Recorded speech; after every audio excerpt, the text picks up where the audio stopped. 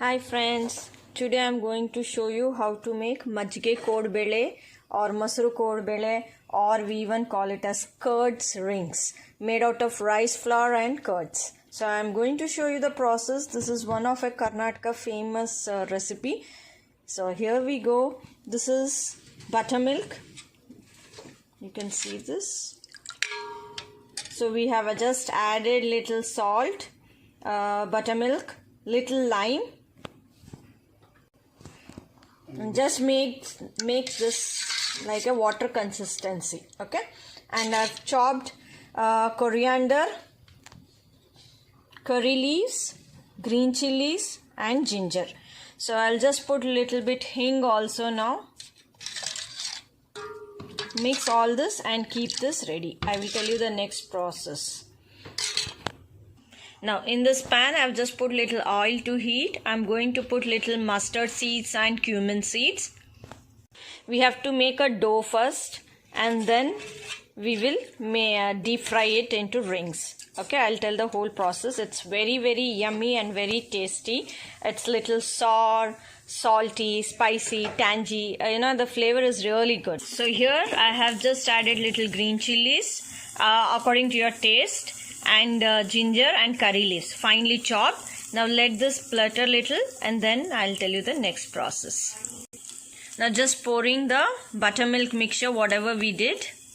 This is around 4 cups. It's around 4 cups.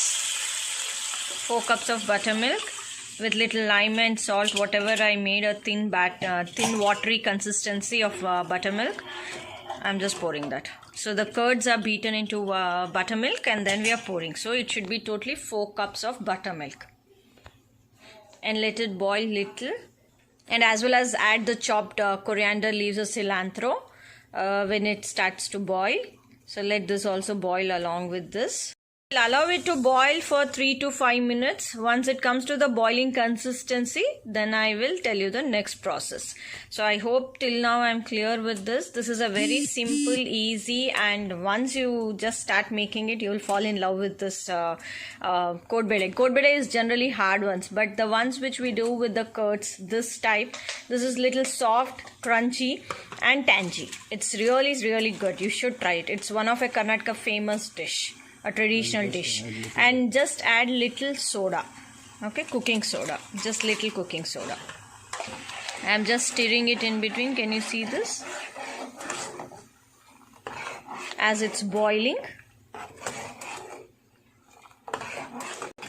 At this point you can just have a little taste to check if the salt and the sourness is correct, and if you think you require little more lime, you can add lime. Generally we keep the curds for 2-3 days to tend to become sour, and then we make a buttermilk. In case you can't do that, the other option is that since I'm doing it with the fresh curd, so it's not much sour, for that reason I've added little bit of lime.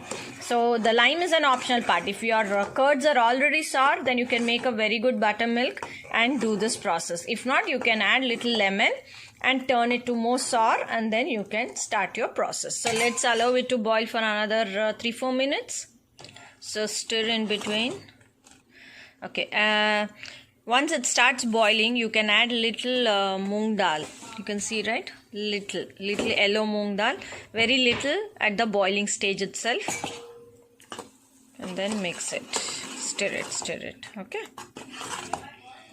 Now this is the consistency that I wanted. Now we will add the rice flour. Approximately 1.5 cup.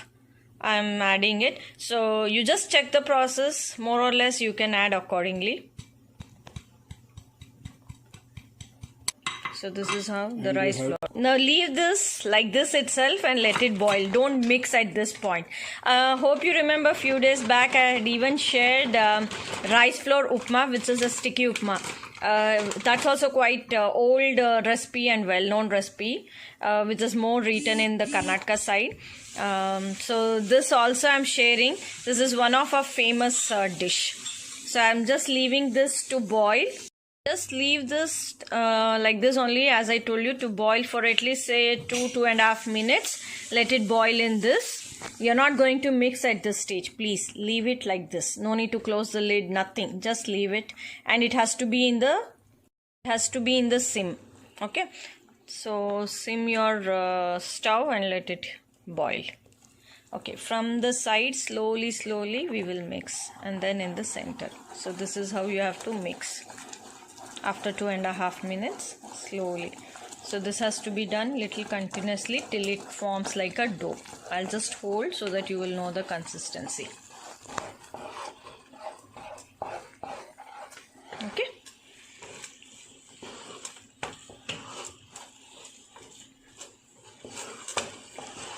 So if the flour is more also it's a problem, and if it is less also it's a problem, as well as if the buttermilk is more also it will become too watery consistent. So you should always remember, start with a small measurement, and then once it works out you can start slowly increase the measurement.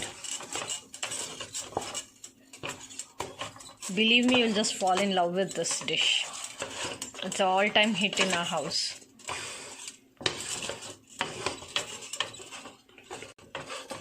So just be doing it. Can you see?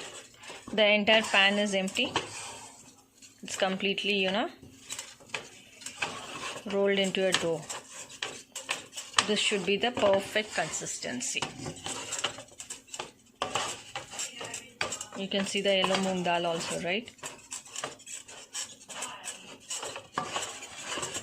You can enjoy this like that itself, or else you can have some chutney, or you can have some ketchup, anything.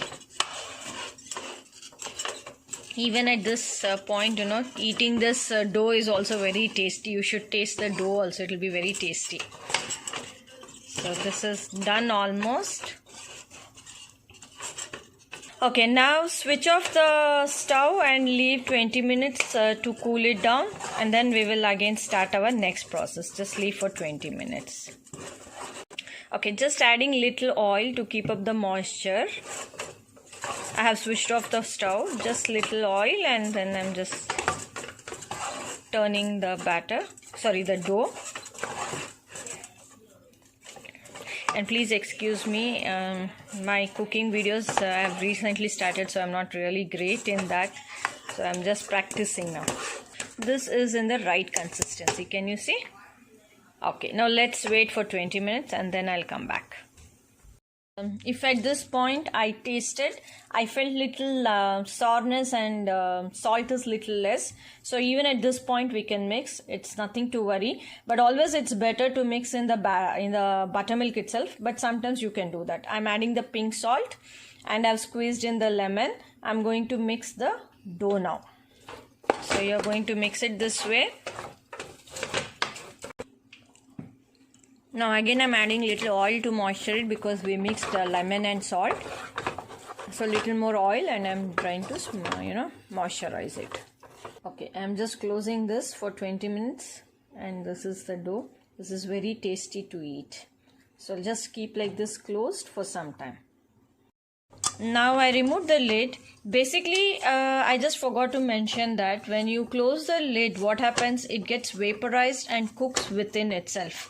So in the 20 minutes time it internally cooks. So that's the main reason for us to close the lid. Now once I remove the lid, I'm just kneading it little, just say for a minute or so, and then we can start rolling it. I am going to heat the oil now. Okay, so keep the kadai ready, your pan with oil for deep frying. Okay, I've just put some oil so that we will start the kneading part. So take small balls out of it and then we will start kneading it. So nearby I have just kept some water. So every time I'll just dip my hand in the water to make them little cool, the dough has to become little wet. And then we will start rolling. So now here some of them roll little thick and some roll little thin, but generally I like little thick because when you deep fry it, it will be little soft, crisp, and it gives its own taste. So you can try both the thin rolls as well as little thick rolls.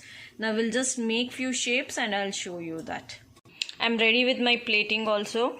Generally, we eat this with green chutney or with ketchup, or you can eat it like that itself. But now I have made a green chutney and a sweet meeta chutney, tamarind chutney also. You can use your mayo, you can use your tomato ketchup, you can use any other sauces or dips you want. It's up to you. Just roll it till it comes to a consistency. Roll like this and pinch it to the corner. Now, as I told you very clearly, I like little thick ones. I'll show you the thin ones also. This is little bit thin rolled and this is little bit thick rolled. Why I already told you why I like little thick, because you know it feels little soft and nice when you eat. But again, it is your choice, because many people like little thin rolled. So I've shown you for both the things. You can roll according to your wish. And after every roll, please dip your hands in the water, and then you make the small balls and start rolling into this. Now, I'll just make few pieces and keep everything ready, and then at a stretch we will deep fry it. Okay. So fine, now these many are done, and now we are going to fry them. So here we go, we started it. So it's getting deep fried. Generally for this traditional recipe, you get one steel rod sort, a thin steel rod through which we remove that. But as of now I don't have that, so I'll be using with this regular one. So once it is removed, it looks like this. Don't roast it too much. This is quite good. So this is how the plating is. And now you can just see this. So we are done with this. So the dish looks amazing. So this is how it is. So here our Mosru Kodbele, Majjiga Kodbele is ready. So thank you guys for watching this recipe. If you like, please leave do share, like and subscribe my channel. Our Majjiga Kodbele is ready. Thank you. Bye bye. Divya Dalat here.